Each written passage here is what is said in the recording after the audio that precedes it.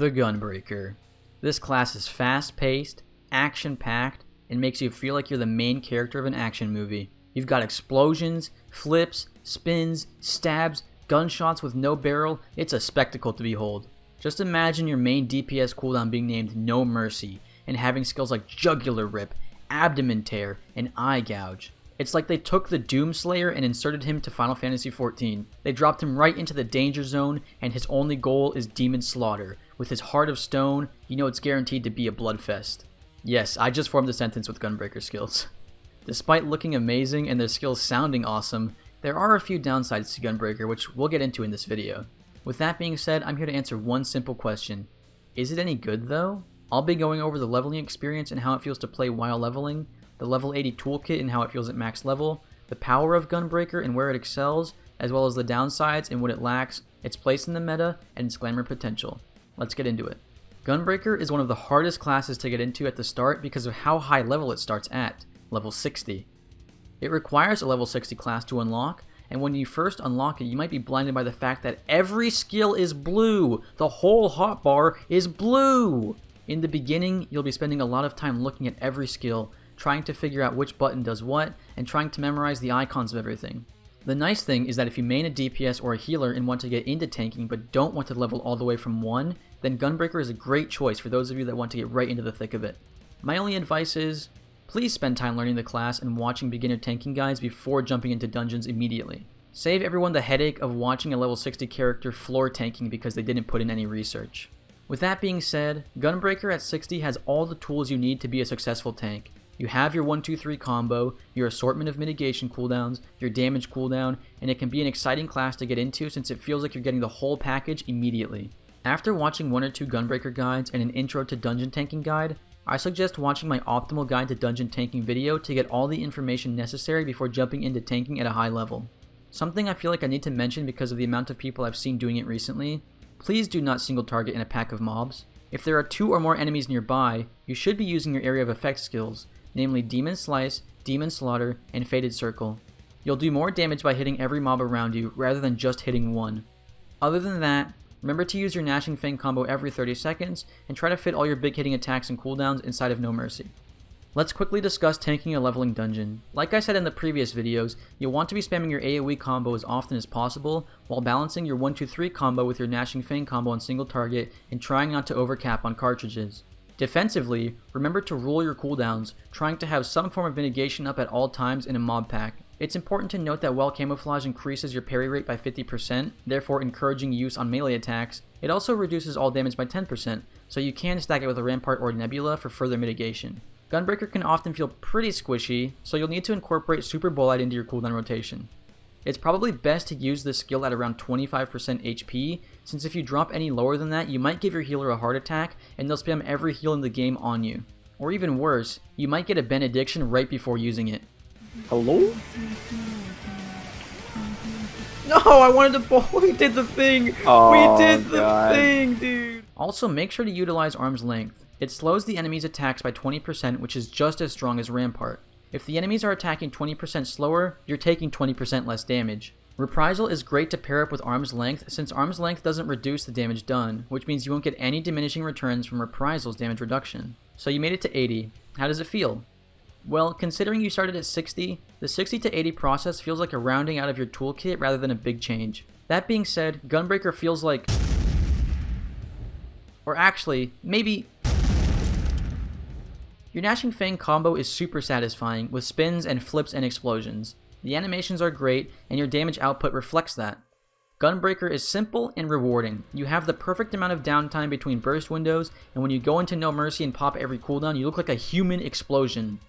Or a Mikote explosion? Either way you explode, and that's sick. It can be a bit difficult to line everything up with raid buffs considering your burst timing is so strict with your cartridges, but when played well, Gunbreaker feels and is powerful. In a level 80 dungeon, you'll need to focus very intensely on your mitigation. Gunbreaker can often feel like the weakest tank, and that means optimizing your mitigation is much more important in comparison to Warrior and Dark Knight. Don't forget to use Aurora, and remember that offense is also a great defense. Your AoE combo and Faded Circle do omega damage, and destroying mobs is the best way to reduce your damage intake. The faster they die, the less damage they'll do. Don't forget that Aurora and Heart of Stone can be cast on other players, so if you see someone about to take extra damage or getting low on HP, you can use these tools to support your party and be a great player. Heart of Light is also a great skill to use for personal mitigation, since reducing magic damage taken by 10% is better than nothing. Use every tool at your disposal, balancing a high damage output with smooth damage intake. So what does a Gunbreaker excel at? The answer is their insane damage output. Gunbreakers have the highest DPS of all 4 tanks, and their damage is often the reason why they are brought to raids. Their defense is not the best, but when your healers have enough gear to take care of the damage you'll take from a weaker defense, Gunbreakers are often brought into raids to blast mega damage. The important caveat to that point is the fact that Gunbreakers don't have a very powerful burst. You will often see Warriors and Dark Knights shoot up in the damage meter due to their great burst, but Gunbreakers excel at consistent high damage. That's not to say their burst is bad, but it's not the strength of the class. They have extremely consistent high damage per second, whether it be on single target or AoE. Every 30 seconds you get a Gnashing Fang combo, which means every 30 seconds you have a mini burst window, with your bigger burst window every 60. If your goal is to destroy bosses and top FF logs, then Gunbreaker is the tank to play. It's time we talk about the downsides to Gunbreaker. To be honest, there's quite a few. The most common issue that any Gunbreaker player knows about is that trying to move a boss during your Gnashing Fang combo is an actual nightmare. Generally, when moving a boss, you'll hit a GCD and move a bit, then run back to the enemy as your GCD is about to come up, hit another GCD, and continue moving the boss. The issue is that Gnashing Fang combo requires a GCD and an off global that both require you to be in melee range. You can see how annoying this becomes. Imagine hitting a GCD, moving the boss, running back to off global, moving the boss, hitting a GCD, moving the boss, running back to off global. Yeah, you get the idea. If you for whatever reason have to move the boss a long distance during your Gnashing Fang combo, you should consider a tank swap or accept your pain and cry silently after the raid. The other issue is that their invuln, Super Bolide, will always reduce your HP to 1. You might ask, why is this a problem, considering that the point of an invuln is to save you from death, right?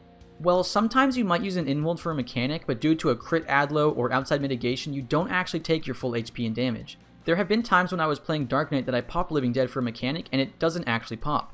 That means the healers don't have to heal my full HP and can instead just heal me to a safe HP level.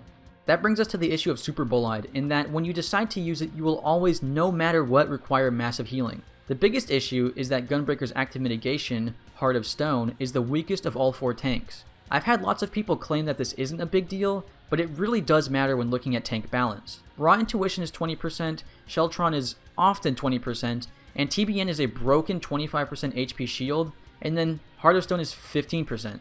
5% of a huge tank buster does add up to you getting smacked around. This is often why Gunbreakers aren't brought for progression and are played after the tanks and healers have decent gear. Trying to mitigate huge tank busters week 1 in trash can gear can mean your healer is sweating as you take more damage than all other tanks. Where does Gunbreaker fall in the meta? The short answer is that they are not played in progression and are always played during farm. Let's discuss progression first.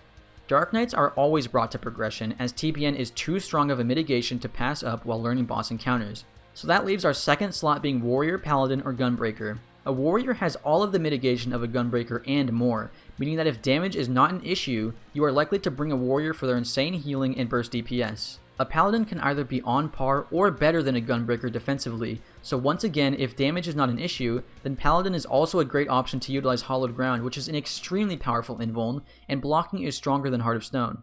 Hollowed Ground is often a good enough reason to bring a Paladin to a raid on its own. So as you can see, when you're not trying to push maximum damage and you can clear with lower DPS tanks, then there is no reason to take Gunbreaker, as they are objectively weak defensively. Once you've cleared a tier and gear levels go up, or once you optimize ultimate fights and get really comfortable with healing, then you will start to see Gunbreakers pop up in the metagroups, as their DPS is extremely good.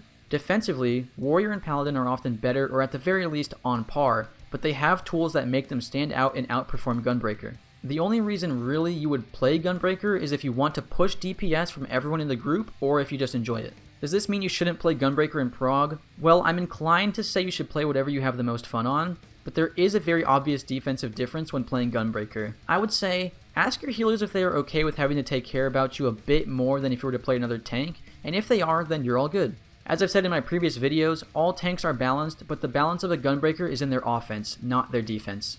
Lastly, let's discuss Gunbreaker's glamour potential. Gunbreaker is the newest tank added to the game, only being introduced in the current expansion Shadowbringers. That means they haven't had time to acquire multiple artifact armor sets, and really only have one, the level 80 Gunbreaker armor.